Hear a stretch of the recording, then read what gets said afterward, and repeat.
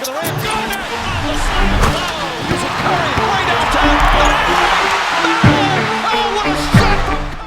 Let's establish two things real quick. A, you may hear some thunder in the background, there's a bad storm. And B, when you're getting paid millions of dollars to play basketball, you never really lose. There are situations, but in the definition of the word, there's not really a loss. However, contrary to that, title of this video, why Kevin Durant lost. Here are the reasons he lost his trade request. It's pretty simple. It breaks down to three main reasons in my opinion. Number one, the man just did not have that much leverage. And I'll even take the L here because honestly, when he first made the trade request, I thought he had more than he did. I'm so used and conditioned to today's superstars having all the leverage when they're unhappy. Like, it's literally all it takes is a star request a trade, say that they don't want to be there, and most front offices don't want to deal with an unhappy superstar for the foreseeable future. It can thwart their plans, maybe thwart some other free agency guys that want to come there in a couple of years. All the reasons that this is a star-driven league normally make it so a guy of Kevin Durant's stature requesting a trade can get that. However, he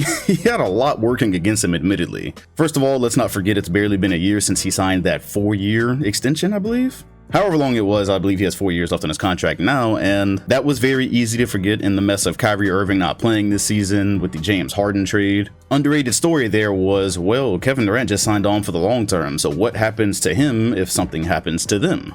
So yeah, that many years meant, obviously he couldn't put the squeeze on. He couldn't say, hey, you either trade me or I'm gonna leave. That's the biggest leverage that a lot of superstars use. But aside from that obvious one, he did not even have the pressure point of saying, you know what, I'll pull a Ben Simmons. I won't play next season. I will sit, and then we can settle this dispute after the season for an undisclosed amount of money. He did not have that luxury because the man is going to be 34 years old when the season starts. So the contract is long. He is, by NBA standards, getting old. His trade request basically boiled down to, I'm Kevin Durant and I don't want to be here, trade me. It was a great bluff, but there really just wasn't much behind it. Which kind of relates to problem number two, alongside of him not having much leverage. The amount of teams that really had the assets to make it make sense to trade for KD, it was tiny. And you could see that with the packages that teams were offering, the teams that were offering. As a Celtics fan, I went with the line of, you know what? Yeah, I'm not going to complain if we get Kevin Durant on our roster, but I also don't really want to trade Marcus Smart and Jaylen Brown. I would live if we didn't. So I was kind of neutral on the situation. You look at the Grizzlies, who wanted KD all but for free. They said, yeah, we'll talk to you about a trade, but we're not trading Desmond Bane or Jaren Jackson, so there went that deal. The Hawks just threw something together that the Nets probably didn't even pick up the phone for. It just boiled down to no bad team needed to trade for a 34-year-old Kevin Durant, and no contending team could really make it make sense to trade for a 34-year-old Kevin Durant. Not in the way that the Nets wanted it to.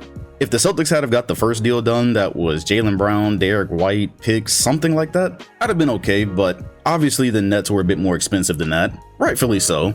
When healthy, he was at an MVP level. So yeah, we knew coming into this that the package was going to be ridiculous if he got traded. What the Nets wanted was ridiculous. That narrowed the field down. And because of that razor thin amount of teams that it even made a little sense for, nobody had to pull the trigger on some massive deal. The Celtics didn't have to do that, so they didn't. The Grizzlies didn't have to do that because the Celtics didn't have to do that. And it's like a domino effect. So no leverage, very few sensible landing spots. And the last one, it took me a minute to think about it, but if you trace this offseason and the way it's went, a third reason KD lost this trade request was because the Nets could not find a suitable home for Kyrie Irving. Now, I know it came out probably 48 hours ago, the Nets saying they did not want a rebuild package for Kyrie, they wanted win now pieces, which means in some fairy tale land where they find a deal for Kyrie Irving, whatever pieces they get back presumably can help KD contend. Again, I'm not sure where they would have found that. Because just as it made sense for a few teams to trade for KD, it made sense for a few teams to trade for Kyrie. Let's be real, you don't know how many games he's going to play. He too is injury prone. He too is probably a bit of a headache. My thinking at the beginning of the offseason was, well, if they trade Kyrie and they just figure that they have to start over, then there's no way they're going to keep KD.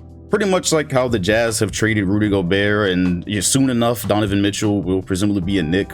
At one point or another, that was a restart package that they got for Gobert, meaning there's really no reason for Mitch to stick around or for them to hang on to him. So kind of that same thing. I saw it going the same way for Kyrie, and then KD would be next. But the only team that needed to be thirsty for Kyrie was the Lakers. And I spent quite some time wondering why they would not part ways with that pick. I knew they wouldn't. I knew the reason they wouldn't was because it's insurance, I would guess, for when LeBron leaves. They don't want to be totally gutted. However, Bron went ahead and signed that 2-year extension, which means the Lakers don't even have to be that thirsty to trade for Westbrook. They can fail this season and still have another guaranteed season of Bron. That wasn't the case during most of the offseason, so I figured they would have to move heaven and earth to get Kyrie Irving. That would not have been a win now package from what I remember, which I believe would have led to KD being traded. The Lakers never budged. Nobody else was paying a ridiculous price for Irving, rightfully so. Thus, we land at our resting place for this annoying situation. They made it clear earlier today that they were keeping Kyrie Irving. They met with KD, now they're keeping KD.